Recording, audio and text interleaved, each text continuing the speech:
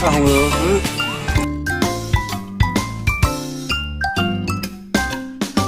semuanya, welcome back to The Desviantos Diary. Nah, kali ini kita punya segmen baru namanya Ngobras. Ngobrol santai dan seru. Kali ini aku punya guest speaker yang fenomenal. Wow. Namanya ini dia, perkenalkan Pak Arif Dwi Arianto. Silakan Pak Arif. Manggil Pak Arif apa Pak Arif aja nih? Kita santai aja, nggak usah pakai Pak, kita panggil nama aja. Oke. Jos, Arif, silakan perkenalkan diri, introduction, dan kegiatan saat ini apa sih? Siapa nih sapaannya? Siapa nih teman-teman Ngobras atau teman-teman Desviantos atau gimana? Teman-teman The Desviantos Diary aja nggak apa-apa. The Desviantos Diary. Oke, selamat siang teman-teman The Desviantos Diaries. Oke, nama saya Arif D. Arianto.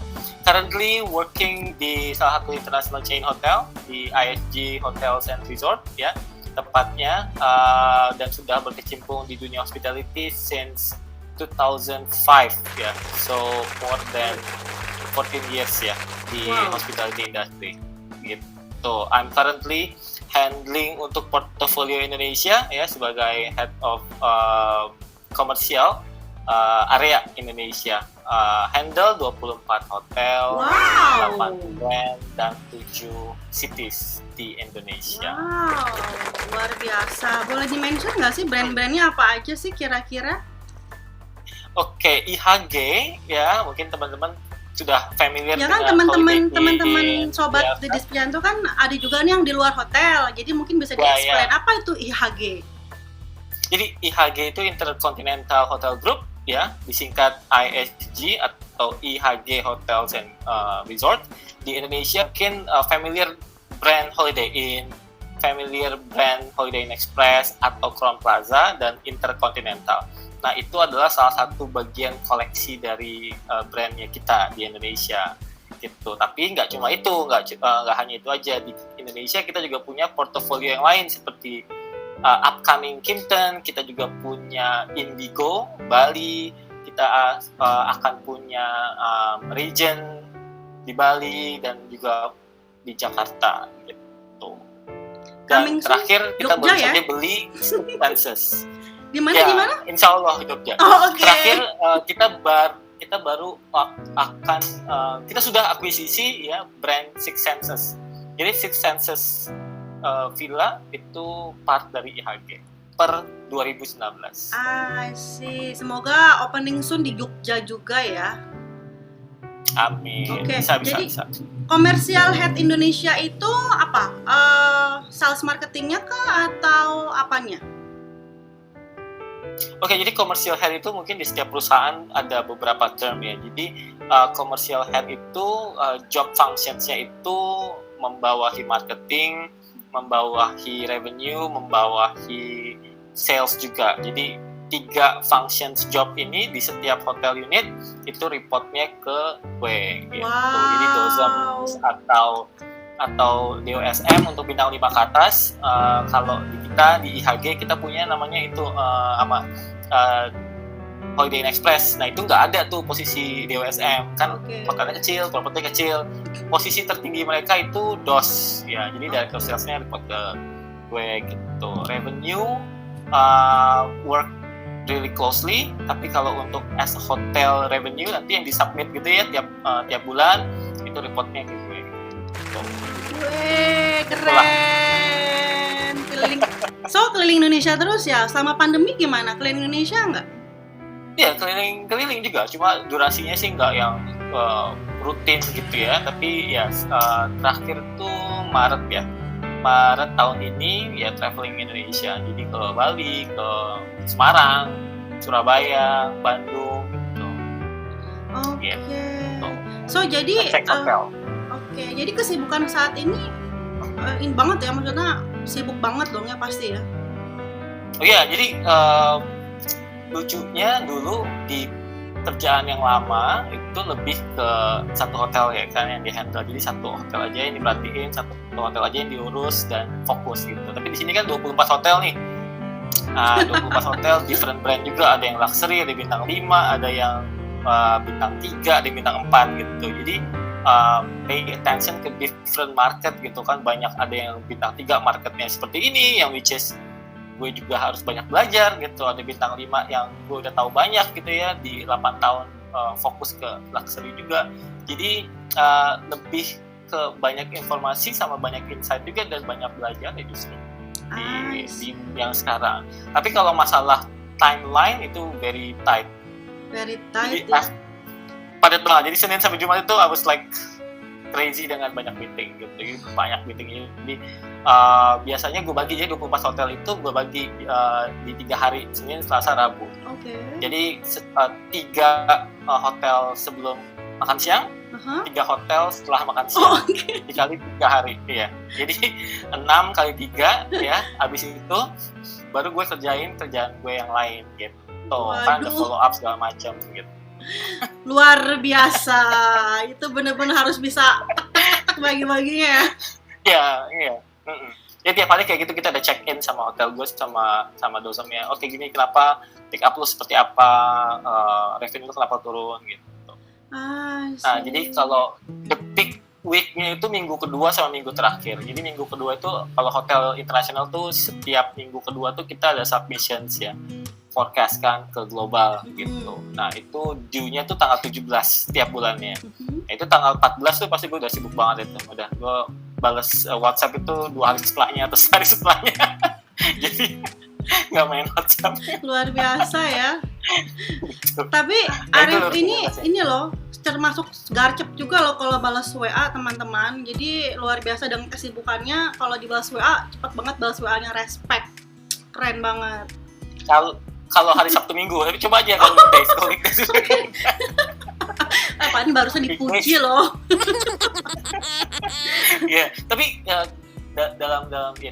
dalam kerjaan juga kan harus priority aja sih. Jadi karena kebanyakan yang harus diprioritaskan gitu kan ya kita prioritasin aja. Bukan berarti orang itu nggak penting, enggak, tapi ya kita work dari flow-nya aja kan. Benar, setuju.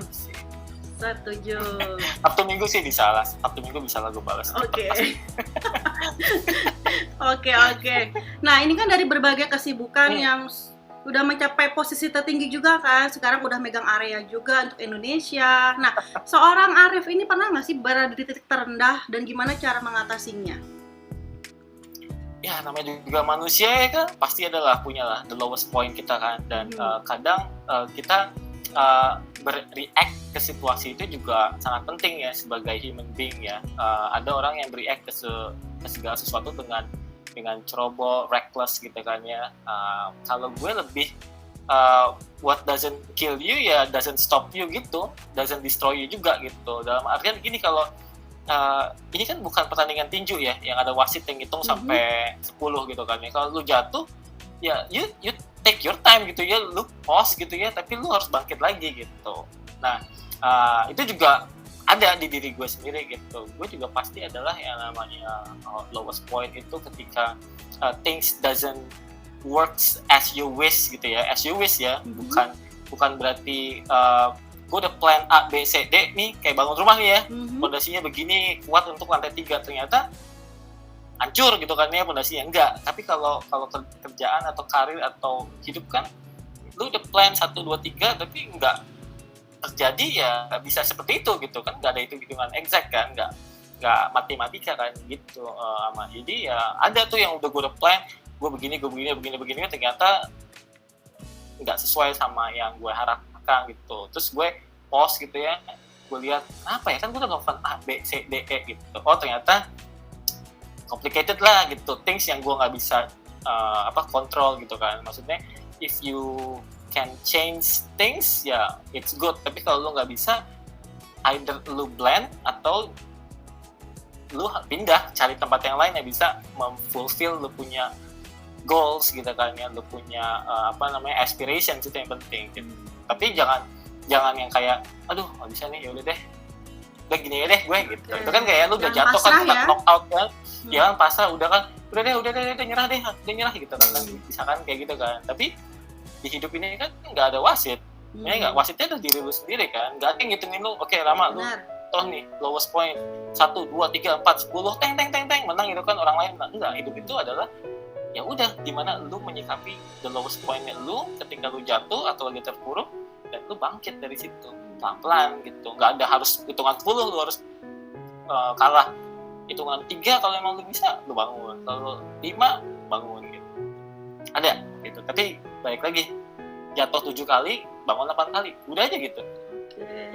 Gue suka banget sama mentionnya di dunia ini, di hidup lu tuh nggak ada wasit, jadi lu sendiri yang jadi wasit untuk hidup lu sendiri ya. Iya. Dan gue setuju banget. Dan ini keren banget statementnya ini teman-teman, bener. Jadi nggak ada wasit ya di dalam hidup kita, jadi diri kita sendiri yang limitnya sampai mana gitu ya, Arif ya. Jadi sampai mana kita limit kita ya. Oke, jadi keren banget.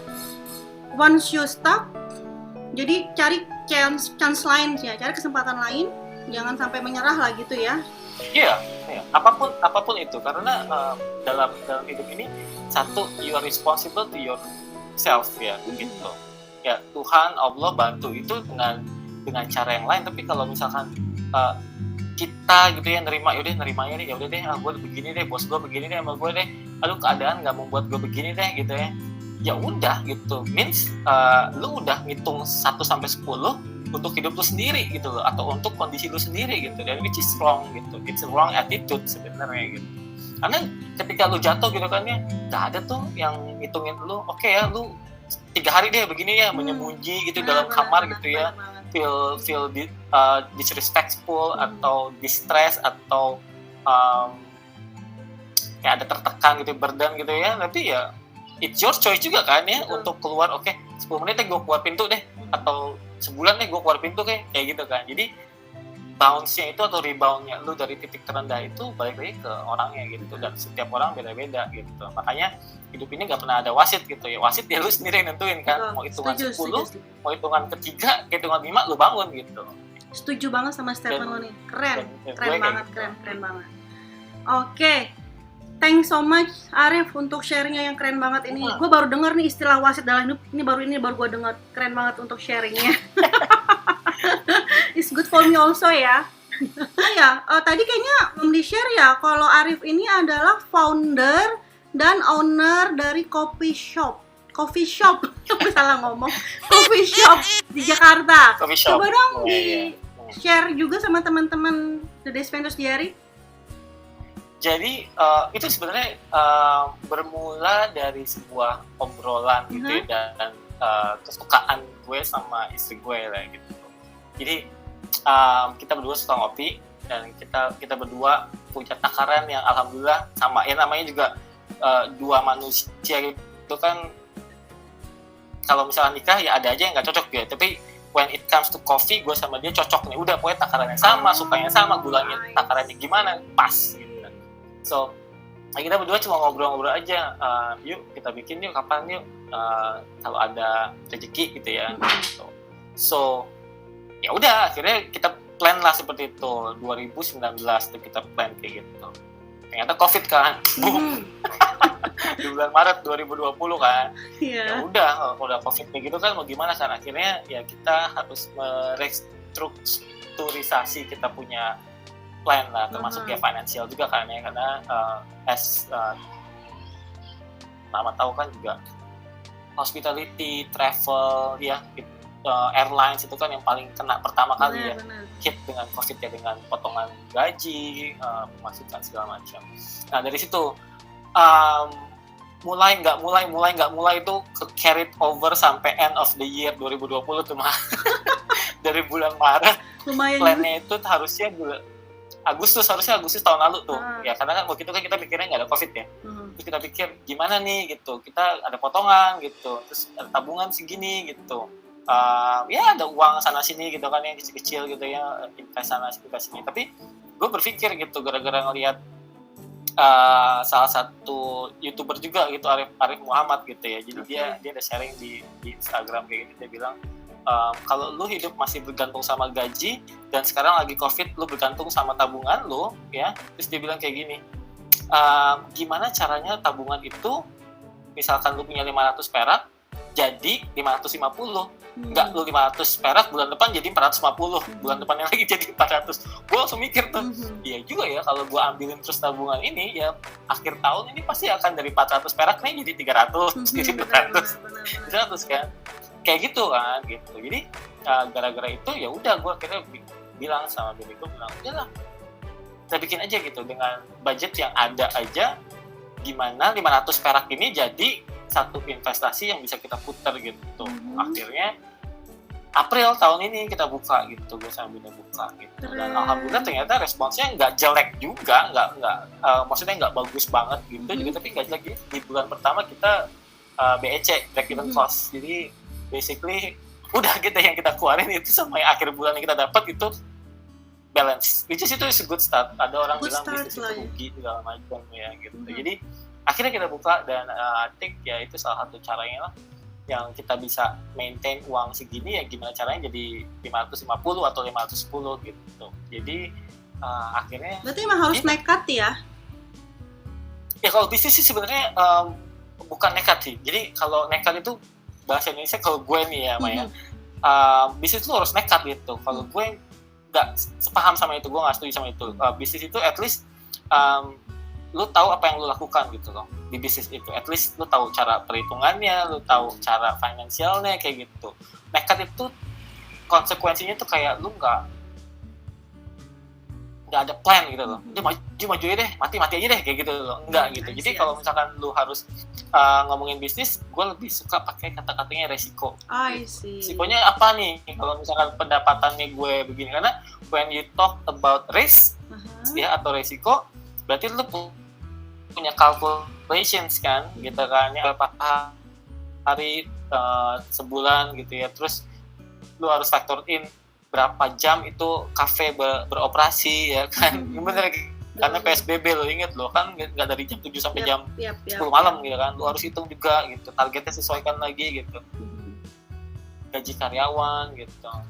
Lalu waktu itu gue buka April ya, dan Mei itu Lebaran ya Maya, dan gue udah bilang sama bini gue gitu, salah satu part dari ngebersihin apa yang gue dapat gitu dari kerjaan yang baru ya, gue mau kasih mereka THR gitu. Mereka kerja sebulan sama gue kasih THR gitu, gue kasih THR mereka gitu ya. Jadi itu gue hitung juga gitu, jadi lebih ke resiko lah. Kata-katanya yang paling penting adalah ya udah begin gitu loh, because later sometimes becomes never gitu. Ya udah mulai tapi dengan hitungan. Ini nih brandnya nih. Promo apa namanya? Holy Shot. Holy Shot, oke. Di mana tempatnya? Ya, di Tebet, ya, Jalan Asam Baris. Kita ada kopi, any kind of coffee, non coffee, and then croissant. Share IG-nya dong, share IG-nya. Share IG, ada nggak? Nih teman-teman ya, Holy Shot Coffee ya, teman-teman di follow ya Instagramnya Holy Shot Coffee ya, kelihatan. Keren. Ya. Coba tadi diulang, apa tadi? Quote yang pertamanya ketika gue mulai itu ya, begin ya, because sometimes later becomes never. I love it. Keren. Jadi ya begin titik, sometimes later becomes never. Keren. Jadi ya udah mulai, karena nanti kalau misalkan later nanti 2025 masih aja sama, nggak buka itu kan bisnis gitu. Jadi kayak gue misalnya. Maksudnya kayak gitu ya. Jadi setuju. Oke. Kalau gue kayak gitu. Keren, setuju. Gue juga mau membuka bisnis, cuman tarsok mulu. Nah itu benar. Jadi mulai ya, ada salah satu e-commerce kan punya dia, ya udah mulai aja dulu gitu ya. Kalau gue ya mulai aja, tetapi jangan diintarin, karena ntar itu bisa jadi kadang-kadang nggak sama sekali gitu. Dan which is dangerous kan. Lu udah plan, udah A, B, C gitu. Benar. Jadi nggak modal nekat, tapi sudah diperhitungkan resikonya gitu ya. Resiko PSBB, jam kerja berkurang, cost tinggi manning, kan gue harus bayar manning kayak gitu. Wow, keren banget ya share-nya. Oke, ini kan seorang Arif ini kan seorang Bapak Area Komersial Head Indonesia, ya. OTW ke sana kali ya? OTW ke country director gitu Amin, ya? amin. Terus seorang founder dan juga owner dari coffee shop, seorang suami dan bapak. Gimana bagi waktunya ya? Bolehlah kasih tips sama teman-teman. Bagi waktu ya? Kan kayak sibuk banget kan hidup lo. Belum lagi lo kan punya kegiatan main golf tuh. Jadi kalau emang sibuk banget, semenjak gue di posisi ini emang iya sibuk banget. Tambah parah gue. Sibuknya kayak I have my own world. Kenapa? Karena gue udah suka sama when you not only love ya, kalau lu suka sama pekerjaan lu, tapi lu passionate juga untuk melakukannya, lu akan extra miles gitu di sana ya. Bukan yang berarti gue cuma I love my job gitu. Ya udah gitu loh. Tapi kalau lu udah love dan you passionate to it, lu akan devoted gitu ke kerjaannya itu. Dan gue nggak pernah ngeliat harga atau gaji ya, karena ketika lu dapat sesuatu, gaji akan ngikutin basically ya. Kalau lu udah suka sama passionate, jadi lu nggak akan interview, gue minta gaji misalkan 1 juta nih, terus diokein sama usernya nih, enggak. Tapi kalau misalkan lu dapat makin lama makin naik, gajinya pasti akan keangkat sendiri gitu ya. Jadi yang pertama, gue selalu mulai lebih early daripada hari Senin gitu. Ya, jadi gue tuh jam 6 hari Minggu, misalnya hari ini nih, gue udah buka laptop, gue udah kerja 4-5 jam, gue udah buka. Jadi jam 7 sholat segala macam, jam 7 gue udah mulai kerja, tidurin anak-anak gitu kan, bercanda-bercanda, sampai jam 11, setengah jam 12 lah gue udah kerja. Gue udah follow up apa yang nanti gue omongin hari Senin nih sama 3 hotel gue apa. Terus, bukan 3 hotel ya, 6 hotel kan. Setiap hari kan ada 6 kan. 3 sebelum lunch, setelah lunch ada 3. Gue udah tahu tuh apa yang gue omongin gitu. Itu gue lakukan di hari Minggu gitu. Nah, sampai hari Kamis, basically work ya, udah kerja. Kerjaan tentang yang gue sekarang. Terus kalau malam ya sama anak-anak gue baginya, tapi hari Minggu tuh biasanya gue nggak mana-mana gitu sama anak-anak. Sabtu golf pagi, tapi nggak yang tiap minggu karena kadang-kadang Sabtu kan kita pergi sama keluarga makan di mana gitu. Jadi gue baginya seperti itu. I start early and finish ya agak malam gitu. Jadi kadang-kadang pulang dari kantor nih sebelum kemarin ya WFH yang gubernur lakukan ya, gue pulang kantor pun jam 10 malam gue buka laptop lagi sampai jam 12. Luar biasa. Dan orang nggak tahu kan ya. Orang nggak tahu kan, tapi ya udah gue lakukan itu. Jadi gue buka nih sampai rumah kan, nyetir kan sampai rumah, udah gue main sama anak-anak, nanti anak-anak tidur nih jam setengah 10 gitu ya, atau jam 10 tidur, baru gue kerja lagi sampai jam 12, gue beresin sampai kampus. Keren. Itu aja bagi waktunya. Keren ya. Harus pinter-pinter banget berarti ya. Iya harus kayak gitu, kalau enggak 18 jam tuh nggak cukup mah. Iya, dan gue males gitu di kantor gitu. Kalau misalkan office kan, gue bukan di hotel ya kantornya ya. Di office itu kan ya gitu, gedung gimana sih ya, kalau jam 7 kan udah gelap kan, ngapain sampai jam 11 malam sih kan. Bener. Oke, sekarang pertanyaan yang agak selengean nih. Kepo. Banyakan mana yo? Penghasilan di dunia hotelier atau di dunia bisnisnya sekarang ini? Kepo banget ya. Gedean mana? Oke. Gue bawa ke ini aja deh ya. Di perkumpulan golf gue yang paling miskin. Gue kasih tau aja. Tapi gue OTW. Ini anak kumlot ya, gini nih, bahasanya tinggi banget, anak kumlot gini nih. Ya, bener gue kasih tau, di kumpulan golf gue paling miskin. Itu gue paling miskin gitu. Tapi mereka itu gak pernah berteman dengan lu harus punya begini untuk pertama gue, enggak gitu. Nah, mereka itu semua pengusaha.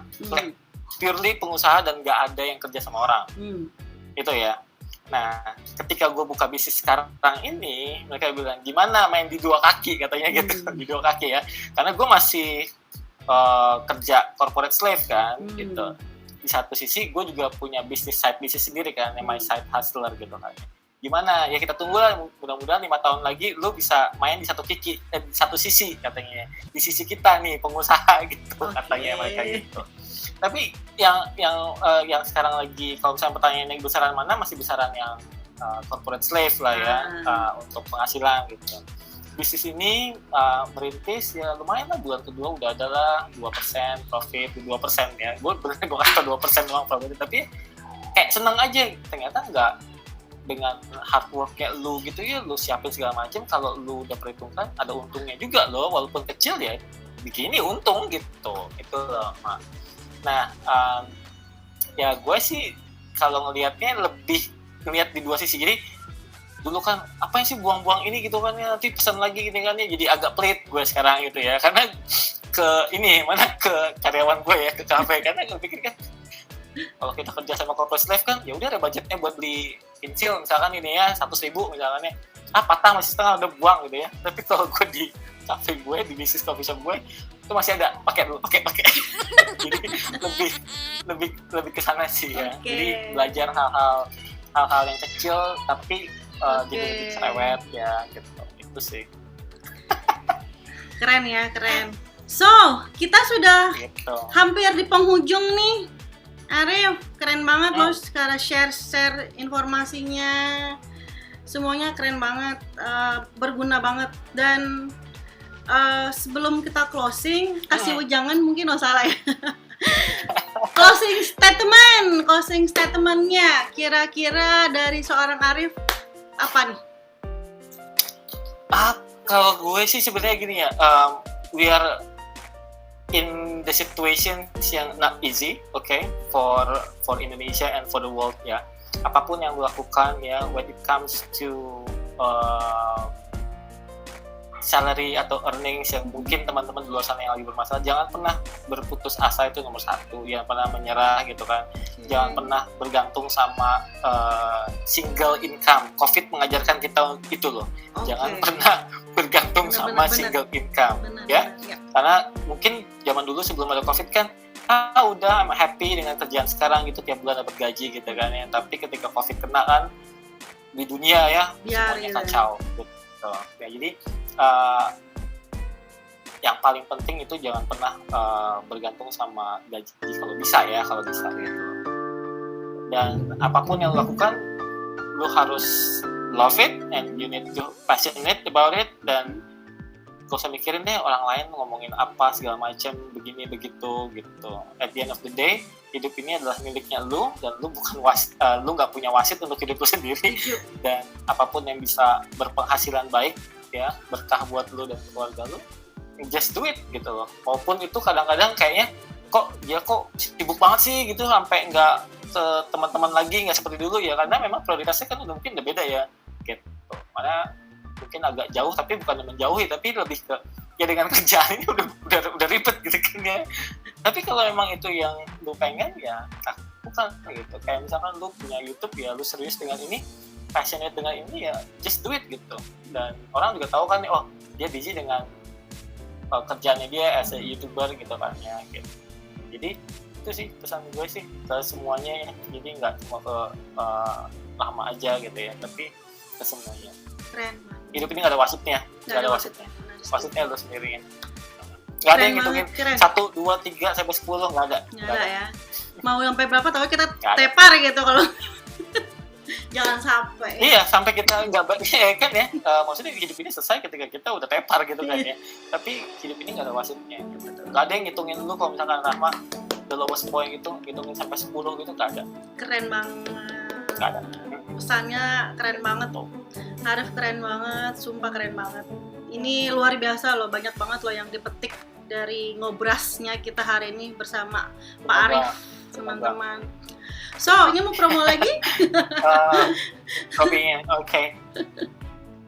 Ya sedikit aja, kalau teman-teman atau rekan-rekan yang kebetulan ya lagi ada di daerah Tebet, lebih tepatnya Jalan Asam Baris, kita ada coffee shop di sana namanya Holy Shot ya, HOLISOT, Holy Shot. Itu jual coffee, non coffee, and then pastry dan croissants ya. Monggo mampir, jadi bisa ada special deal, apalagi kalau hotelier dapat 10%. Wow. Hotelier. Might be kalau gue ke Jakarta gue bisa mampir ya. Bisa banget ya. Follow IG-nya di @holyshotcoffee ya. Sure. Thank you so much. Oke, terima kasih. Coba dong Arif bantu teman-teman promoin biar subscribe YouTube channelnya The Desviantos Diary juga dong. Oh, boleh banget ya. Jadi teman-teman sekalian ya, jangan lupa pencet tombol lonceng, oke, yang ada di sini nih. Oke, subscribe channelnya di The Desviantos Diary. Oke, D postrop koma atas Desviantos Diary. Oke, jangan lupa ya. Thank you so much. Bener kan? Gitu Bener, kan? bener, D, bener. ada komanya di atas kan? Benar. Thank you so much untuk waktunya Arif. Sama-sama. Seorang bapak yang super sibuk dan masih mau meluangkan Sama-sama. waktunya untuk ngobrol sama kita di sini. Sekali lagi terima kasih atas waktunya. Sehat-sehat selalu untuk keluarga di sana ya. Oke tuh. Ngobras. Bye bye. Thank you teman-teman semua. Bye bye. Thank you, Mak.